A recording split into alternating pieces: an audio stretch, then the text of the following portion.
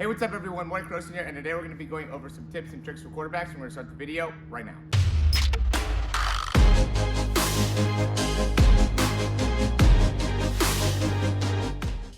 All right, the first thing we're going to go in depth into is going to be the wrist, and I've really been able to make a lot of big improvements within the wrist lately, and it's really easy to make some fast improvements if you're able to understand what it is that you want to be doing with the hand and with the wrist in order to get the most out of your throw and really to be able to optimize the wrist flick, which as many quarterbacks have talked about is the most important part of being able to generate force within the throw. And so, one of the things that I do is I do try to keep my index finger a little bit higher up in general, and that lets me get my thumb a little bit lower on the ball, which I think helps me in being able to have a little bit more action through the arm, which has been beneficial for me. Obviously, we're going to all hold the ball a little bit different, but I just wanted to show you that first. And then from there, what the wrist ends up doing, and it's different for depending on the load, right? So for me, I go more here and I get that nose of the football facing back, or get the ball to be parallel to the ground. And then from there, I rotate here, but some guys just kind of come up and through, which is not a bad thing as well. You could really do either one.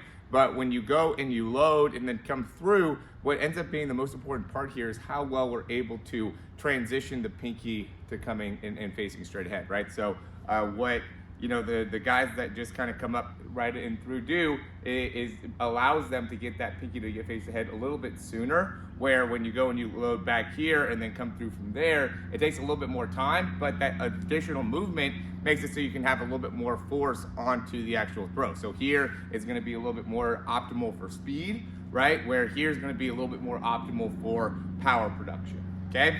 We're going to quickly interrupt this video just to say if you like the information, go ahead and click that thumbs up, subscribe to the channel, and we're going to hop right back on the video. Now, while that's an important part to be able to understand with the throw, what really ends up being the most important part is as you're getting that pinky to go and face straight ahead, and whether you're throwing the deep throw where you're going to have the nose of the football a little bit more upright, but we still want to be able to get to a point where the forearm ends up being pretty even with the elbow during the release. You don't want to be releasing here even during the deep ball. We want to be more in that position so then we can allow our wrist to actually get some action on it. If we release here, we really don't give ourselves much opportunity to get very much wrist behind the throw, or again, getting to that position where we're in a straight line there really makes it so now we can actually finish the throw with a little bit more force behind the actual wrist. Obviously, we need the lower body and the core and all that as well, but to focus primarily on the hand here, that ends up being a super important part, is making sure that we're able to get that wrist all the way to a position where it's right even with that elbow. So the next thing that we're going to go into is going to be the ability to actually flick the ball, right? So we get to the point where now the pinky's facing straight ahead, and then from here, we really want to be able to point the ball, and as we're pointing with that finger, we also want to be able to flick that wrist down, right? So simultaneously, it goes from an action where we're at neutral, right? Some people will go here, some people just kind of come up. So maintaining a neutral wrist either way, we don't want to end up, doing any type of these movements at that point. We want to just maintain a neutral wrist position. And then from here, we're going to be rotating, right? Rotating the wrist to make it so it's facing straight ahead, still maintaining a good neutral wrist position, right? I'm not bending side to side here. As I'm transitioning, there's a little bit of a time where I end up going through some bend, but I want to right away get right back on top of the ball and make it so my pinky's facing straight ahead. And then from there, I want to really be able to allow that index finger to be the last part of the ball that my hand is touching. And then I also want to be able to really put a big emphasis on flicking the ball. I see a lot of people that end up kind of being here as they release instead of there, right? So we really want to make sure we're getting to that position, boom, right? And we're also rotating, creating internal rotation within the shoulder as we end up releasing the ball.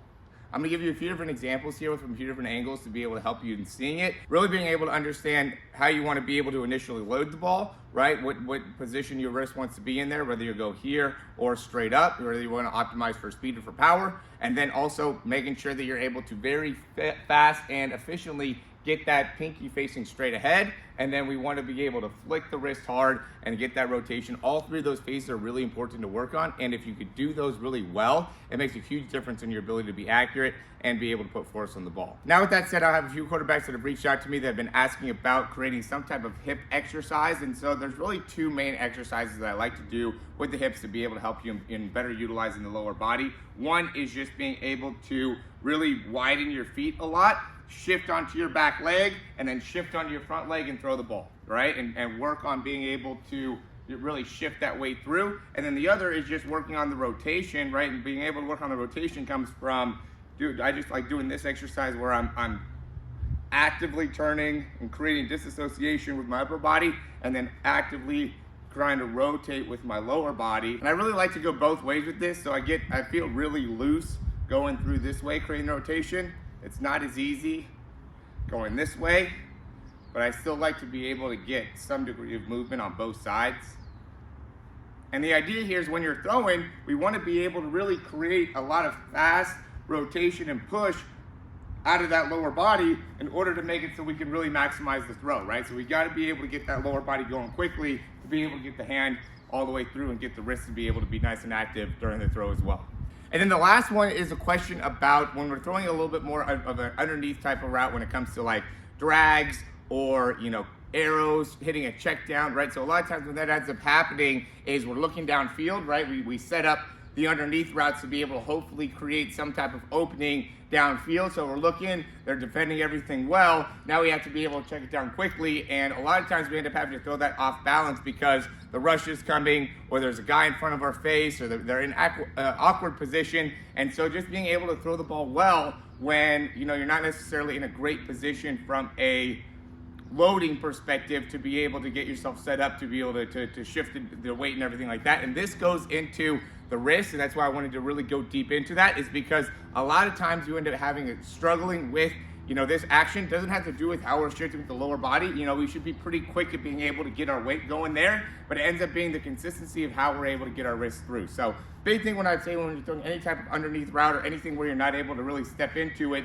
make sure you're getting that wrist all the way up the top and able to come through from there. And that ends up being the primary focus of that throw, right? We don't want to end up shifting our body weight. It's not like we're throwing a 15-yard comeback where we need to be able to really drive off that back leg and generate a ton of force. On this, we want to be able to almost make it a little bit more of a softer type of a throw, or just something that's going to be able to get there with a good amount of velocity, but not a crazy amount of velocity, right? And a lot of that time, not being able to utilize your legs very much, we really have to be able to utilize our wrists and make sure that we have a lot of consistency in where the pinky ends up facing as we're going through the throw and how well we're actually able to flick the ball. So those two things end up being the primary thing that will help you in improving that part of the throw.